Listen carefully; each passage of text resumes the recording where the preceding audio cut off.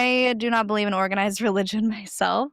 I think it tunnel visions people into the dogma instead of what the initial purpose was. If well, I say the initial purpose. I think the initial purpose of organized religion was control, but most people see it as a connection to a higher power or something to give them hope and strength. And I think that's a beautiful thing. For me, I don't need those rules and boundaries and set of life things to check off the box in order to feel like I'm a good person. I just try to be a good person. I try to help people when I can. And do I think there's a higher power? Probably.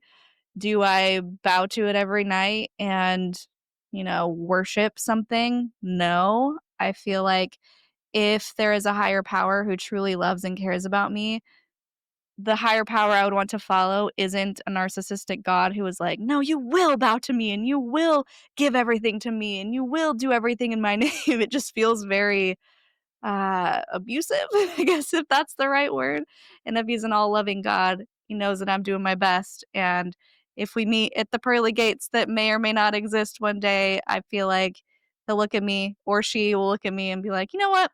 You did a good job. Come on in." But, of course, a lot of people don't feel that way.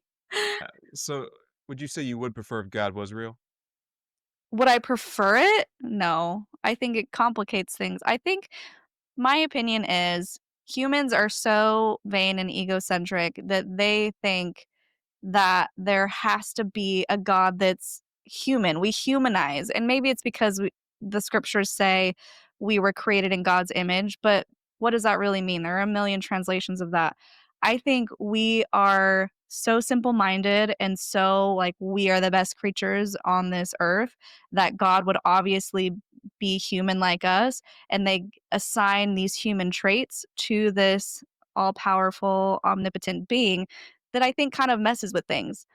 And I don't it's probably a larger discussion about the Bible as a whole because obviously there are different gods depending on the New Testament or the Old Testament, like the version of the all powerful, the wrath God or the all loving God or the Jesus.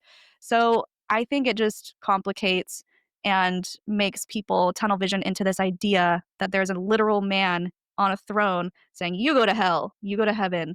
And it just feels very it feels sad to me that this God would want to create beautiful children, and then if they decide that it doesn't fit right with them in their life, he'll go, "Well, I'm just gonna damn you to hell for eternity to be tortured." It doesn't sit right with me.